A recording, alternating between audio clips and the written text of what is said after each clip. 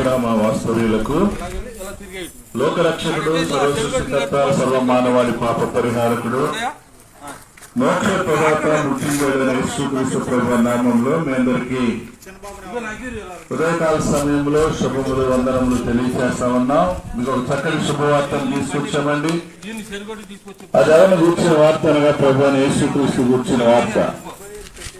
ఒకవేళ మీరు అనుకోవచ్చు యేసుక్రీస్తుని కూర్చిన వార్త మాకు శుభవార్త ఏంటండి, మాకు శుభవార్త కాదు అని అనుకోవచ్చు. కానీ మీకే కాదు కానీ ప్రపంచంలో ఉన్న మానవాళ్ళందరికీ శుభవార్త.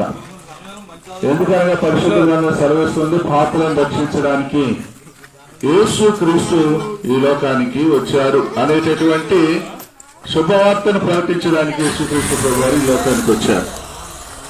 ఎవరో పాపులు ఎక్కడుంటారు, ఈ పాపులు ఎలాగుంటారు, ఈ పాపులు మా ప్రాంతంలో ఎవరు పాపులు లేరండి, అందరూ పరిశుద్ధులేనండి అని పలికేవారు చాలా మంది ఉన్నారు. పరిశుద్ధ గ్రంథం సెలవిస్తుంది, ఏ భేదము లేదు, అందరూ పాపం చేసి దేవుడు అనుగ్రహించి మహిమను పొందలేకపోతున్నారు. ఈ లోకంలో అనేక రకాలైన భేదాలు ఉన్నాయి, కానీ పాపాలు చేయడానికి భేదం లేదండి. అందరూ పాపులే కాబట్టి అందరికీ కూడా నిత్య నరకము సంప్రాప్తమైంది. కాబట్టి ఒక మనుషుని ద్వారా పాపం ద్వారా మరణం లోకంలోనికి ఎలాగ ప్రవేశించిందో అలాగే మనుషులందరూ పాపం చేసినందువలన మరణం అందరికీ సంప్రాప్తమాయను అని పరిశుద్ధ గ్రంథమైన బైబిల్ సెలవిస్తా ఉంది. మరణం నుంచి విడుదల పొందడానికి మానవులు ఎన్నో రకాలైనటువంటి ప్రయత్నాలు చేస్తున్నారు, మంచి పనులు చేస్తా ఉన్నారు, ఎక్కడికెక్కడ తిరుగుతున్నారు, ఏవేవో చేస్తున్నారు. ఏం చేసినా గాని మన మంచి పనులన్నీ దేవుని దృష్టిలో మురికి గుడ్డల వల్లే ఉన్నాయని పరిశుద్ధ గ్రంథం సెలవిస్తా ఉంది. కాబట్టి మంచి పనుల వల్ల మనం మోక్షానికి చేరలేం, గాని మన జన్మతః అంటుకున్న పాపం నుంచి విడుదల పొందితే మోక్షానికి చేరగలం. ఆ పాపం నుంచి విడుదల పొందాలంటే నీటి ద్వారా గాని మరి ఏ విధమైనటువంటి వాటి ద్వారా గాని ఆ పాపం పోదు, గాని రక్తం చిందించబడాలి, రక్తంతో కడగబడాలి. అది పరిశుద్ధమైన రక్తం కావాలి, అది మనుషుల రక్తం కావాలి. ఈ లోకంలో ఏ జంతువుల రక్తం మానవుల పాపాలు తీసివేయలేదండి. కాబట్టి సాక్షాత్తు దేవాది దేవుడే మానవుడిగా, పరిశుద్ధుడైన మానవుడిగా, పాపం లేని మానవుడిగా, నాలో పాపం ఉన్నదని మీలో ఎవడు స్థాపిస్తాడు చెప్పండి అని యేసుక్రీస్తు ప్రభువారు సవాల్ విసిరాడు.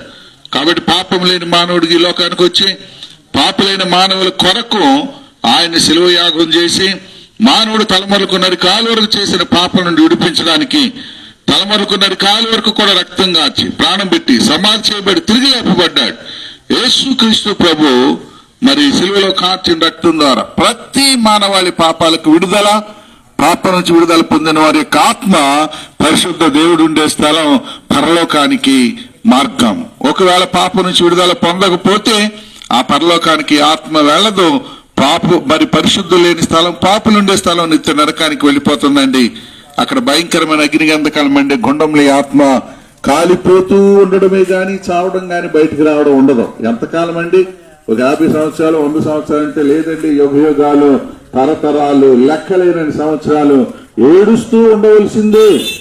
కాబట్టి దాని నుండి తప్పించుకోవాలంటే కాలికి తిప్పలు లేవు, కానీ ఖర్చు లేకుండా చిన్న ప్రార్థనతో పాప నుంచి విడుదల, మోక్షానికి మార్గం. అదేమిటనగా యేసు ప్రభుని నీ నోటితో ఒప్పుకుని దేవుడు మృతుల్లో నుండి ఏ పాడని హృదయంలో విశ్వసిస్తే చాలండి, రక్షింపబడతారు, పాప నుంచి విడుదల పొందుతారు, మోక్షరాజ్యం చేరుకుంటారు. అటువంటి కృప యేసుక్రీస్తు ప్రభు మీకు, మీ కుటుంబాలకు దయచేయను గాక. మీ కొరకు చిన్న ప్రార్థన, ప్రేమ కలిగిన